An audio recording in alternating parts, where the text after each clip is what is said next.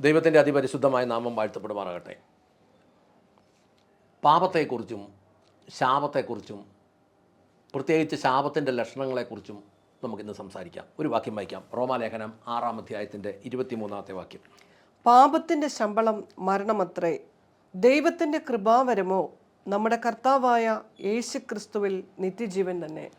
പാപത്തിൻ്റെ ശമ്പളം മരണം, ദൈവത്തിൻ്റെ കൃപാവരമോ നമ്മുടെ കർത്താവായ ക്രിസ്തു യേശുവിൽ നിത്യജീവൻ തന്നെ. പാപത്തിൻ്റെ ശമ്പളം, ഇച്ചിരൂടെ മനസ്സിലാകുന്ന ഭാഷയിൽ പറഞ്ഞാൽ പാപത്തിൻ്റെ കൂലി മരണം. പാപം ചെയ്താൽ നമ്മൾ മേടിച്ചില്ലേലും ആ കൂലി മരണമായിട്ട് നമ്മുടെ കൈ കിട്ടും. അപ്പോൾ ഒരു ചോദ്യമുണ്ട്, പാപം എന്നാൽ എന്ത്? ശരീരത്തിനെ രോഗാവസ്ഥയിലും ആത്മാവിനെ മരണത്തിലും ജീവനെ നിത്യനരകത്തിലും എത്തിക്കുന്നതാണ് പാപം. ഒന്നുകൂടെ പറയാം.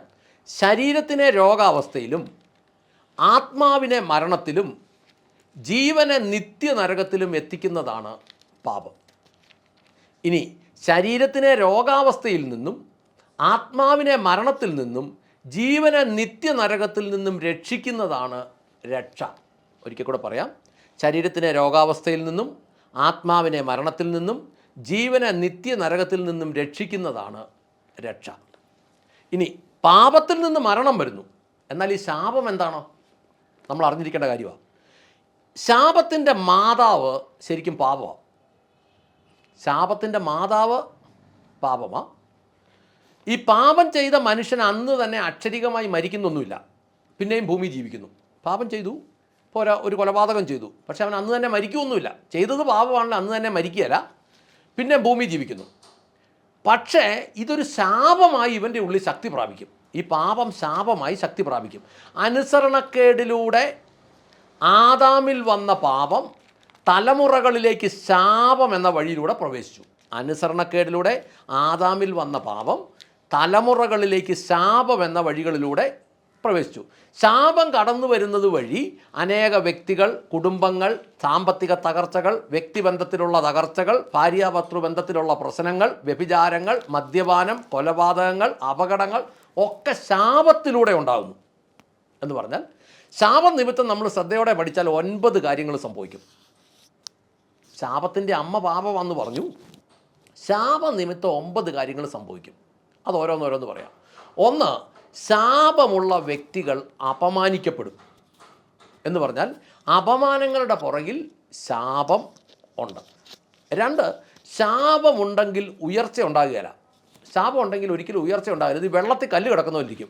വെള്ളം അങ്ങ് ഭയങ്കരമായിട്ട് ഒഴുകി പോകുന്നുണ്ടെങ്കിലും ഈ കല്ലിനെ തഴുകി പോകുന്നുണ്ടെങ്കിലും കല്ലിനാ കിടക്കുന്ന അവസ്ഥ അവിടെ തന്നെ കിടക്കുകയുള്ളൂ.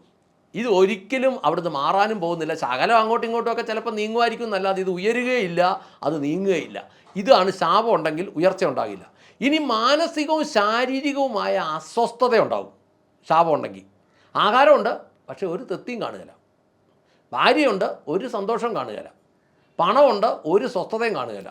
ശരീരമുണ്ട്, അതുകൊണ്ട് ഒരു പ്രയോജനം കാണില്ല. നടക്കാൻ പോലും വയ്യാത്ത അവസ്ഥയും ആയിരിക്കും. എല്ലാം ഉണ്ടോ എന്ന് ചോദിച്ചാൽ എല്ലാം ഉണ്ട്, പക്ഷേ ഒന്നുമില്ലാത്ത അവസ്ഥയാകുകയും ചെയ്യും. ഇനി അടുത്തത് കുടുംബ തകർച്ച. ഭാര്യയ്ക്കും ഭർത്താവിനും എക്സ്ട്രാ സ്റ്റെപ്പിന് ഇത് കാണും. 2 പേർക്കും തമിഴന്മാരുടെ ഭാഷയിൽ പറഞ്ഞാൽ ചിന്ന വീട് കാണും. ഭർത്താവിൻ്റെ വഴിക്ക് പോകുമ്പോൾ ഭാര്യ വേറെ വഴി ഉണ്ടാക്കും. ഇത് കുടുംബ തകർച്ചയുടെ ഈ ശാപത്തിൻ്റെ ഒരു ലക്ഷണം അത്. ഇനി അടുത്തത് ഈ 4 കാര്യങ്ങൾ, അതായത് അപമാനവും ഉയർച്ചയില്ലായ്മയും മാനസികവും ശാരീരികമായ അസ്വസ്ഥതയും കുടുംബ തകർച്ച ഉണ്ടെങ്കിൽ സ്വാഭാവികമായിട്ട് ദാരിദ്ര്യം വന്നു കയറും. ദാരിദ്ര്യം ഒരു ആത്മാവാണ്, അത് വന്നു കയറും. ഈ ദാരിദ്ര്യം വന്നു കയറിയാൽ അതിൻ്റെ വേറൊരു പേരാണ് ക്ഷാമം. ഇത് ഒരു ആത്മാവാണ്. അതായത് കാര്യങ്ങൾ കുറഞ്ഞു പോകും, ആവശ്യത്തിനില്ലെന്നാകും, സന്തോഷം കുറഞ്ഞു പോകും. ധാരാളം വെള്ളം ഉണ്ടായിരിക്കും, പക്ഷേ കുടിക്കാൻ പറ്റുന്ന വെള്ളം കാണുകയില്ല. ഈ ഉരുളൊക്കെ പൊട്ടിയ സ്ഥലത്തോട്ട് നമ്മൾ ചെന്നാൽ മതി, വെള്ളവും ചെളിയും ഇഷ്ടം പോലെ, പക്ഷേ കുടിക്കാൻ പറ്റുമോ? കഴിഞ്ഞ ഇടയ്ക്ക് നമ്മുടെ കേരളത്തിലെ ഒരു വെള്ളപ്പൊക്കം ഉണ്ടായി, ഭയങ്കര വെള്ളപ്പൊക്കം 2 പ്രാവശ്യം ഉണ്ടായി. ഈ കിണറുകൾ മുഴുവൻ ചെളിവെള്ളം കയറി ഇറങ്ങിയപ്പം വെള്ളം ഉണ്ടോ എന്ന് ചോദിച്ചാൽ വെള്ളമുണ്ട്, കുടിക്കാൻ പറ്റിയല്ല. ഇതുപോലത്തെ ഒരു അവസ്ഥയിലോട്ട് പോകും ശാപം ഉണ്ടായാൽ. പിന്നെ പലവിധ തകർച്ചകളുണ്ടാകും. പിന്നെ പീഡനങ്ങളുണ്ടാകും. പീഡനങ്ങൾ എന്ന് പറഞ്ഞാൽ അടികൊള്ളും, ഉണങ്ങാത്ത വ്രണങ്ങളുണ്ടാകും, തീരാത്ത പ്രശ്നങ്ങളുണ്ടാകും, എത്ര മരുന്ന് കഴിച്ചാലും സൗഖ്യപ്പെടാത്ത രോഗങ്ങളുണ്ടാകും, മാനസിക ശാരീരിക പീഡകളുണ്ടാകും. പിന്നെ ഈ പീഡനം എല്ലാം കൂടെ കൂടിയാൽ ചിലപ്പോൾ പ്രാന്തായെന്നും വരും. പ്രാന്തിൻ്റെയൊക്കെ പുറകിൽ വ്യക്തമായിട്ട് ശാപമാണ്, ചുഴലിയുടെ പുറകിലൊക്കെ ശാപമാണ്. അങ്ങനെയുള്ള ചില രോഗങ്ങളുണ്ട്. പിന്നെ തുടരെ തോൽവികൾ, എന്നാത്തിനകത്ത് കൈവച്ചാലും പൊള്ളും. ശാപമുണ്ട്, അങ്ങനെ സംഭവിക്കുള്ളൂ. എന്തിനകത്ത് കൈവച്ചാലും പൊള്ളും. അപ്പോൾ എന്തു തുടങ്ങിയാലും അത് പൊട്ടും. ബാക്കി ആര് നടത്തിക്കൊണ്ടിരിക്കുന്ന ഒരു പ്രസ്ഥാനം, ഇപ്പോൾ വണ്ടി മേഖലയൊക്കെ കണ്ടോണം, ഒന്ന് പരാജയപ്പെടുമ്പോൾ 2 എണ്ണം മേടിക്കും, 2 എണ്ണം പരാജയപ്പെടുമ്പോൾ 4 എണ്ണം മേടിക്കും. അവസാനം കുടുംബം കുളം തോണ്ടി ആ പരിപാടി നിർത്തുള്ളൂ. ഈ ക്യാൻസർ എന്ന രോഗം കണ്ടിട്ടില്ലേ? അത് വന്നു കഴിഞ്ഞാൽ ആ വ്യക്തിയും പോകും, ആ കുടുംബവും കൊണ്ടേ അത് പോവുള്ളൂ.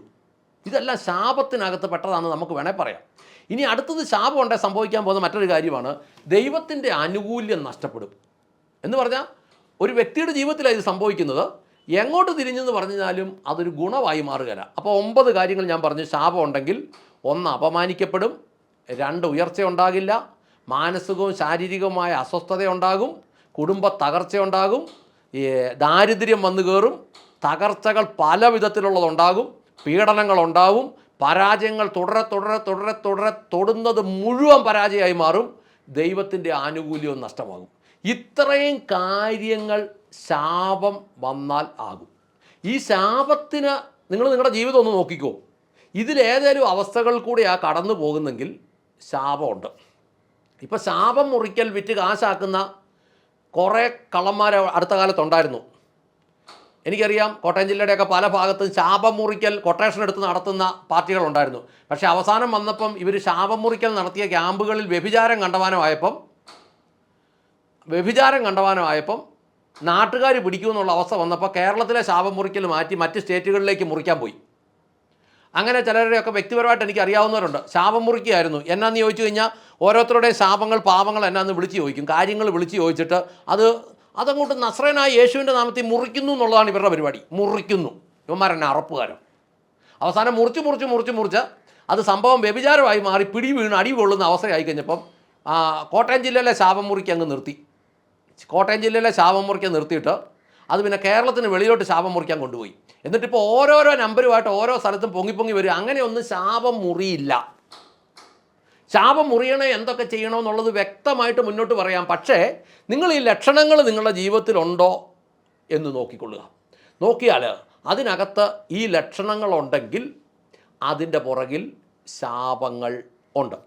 എന്നാൽ ഒരു കാര്യം ഇതോട് ചേർത്ത് പറയാം, ചില വ്യക്തികളെ ദൈവത്തിൻ്റെ രാജ്യത്തിന് വേണ്ടി ഉപയോഗിക്കാൻ വേണ്ടി ദൈവം ചില തകർച്ചകളിലൂടെ കൊണ്ടുപോവുകയും ചെയ്യും. ഉദാഹരണം പറയാം,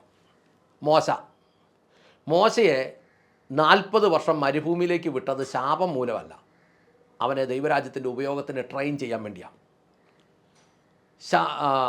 ശൗലിനെ 3.5 വർഷം മരുഭൂമിയിലോട്ട് വിട്ടത് ശാപം മൂലമല്ല, പൗലോസായി തിരികെ കൊണ്ടുവരാൻ വേണ്ടിയാണ്.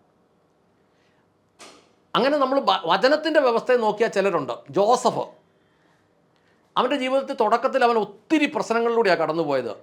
പക്ഷേ അവൻ അവസാനം ആ ഈജിപ്തിൻ്റെ മന്ത്രിയാകാൻ വേണ്ടി അവൻ അങ്ങനെ പോയത്. ശദ്രക്ക്, മേശക്ക്, അബിനഗോദ്, ദാനിയേൽ ഇവരൊക്കെ ഇവരുടെ ജീവിതത്തിൽ ചില പ്രശ്നങ്ങൾ അനുഭവിച്ചത് ശാപം മൂലമല്ല, കാലാന്തരത്തിൽ അവർ ദൈവത്തിന് ഉപകാരപ്പെടാൻ വേണ്ടിയിട്ടാണ്. ദാവീദിൻ്റെ ജീവിതത്തിൻ്റെ തുടക്കത്തിലൊക്കെ ചില പ്രശ്നങ്ങളുണ്ടായിരുന്നു, പക്ഷേ അത് ശാപമല്ലായിരുന്നു, അത് ദൈവം അവനെ ഉയർച്ചയിലേക്ക് കൊണ്ടുവരാൻ വേണ്ടിയിട്ടായിരുന്നു. ആ സംഭവങ്ങളെ ഈ സംഭവങ്ങളെയും കൂട്ടിച്ചേർക്കരുത്.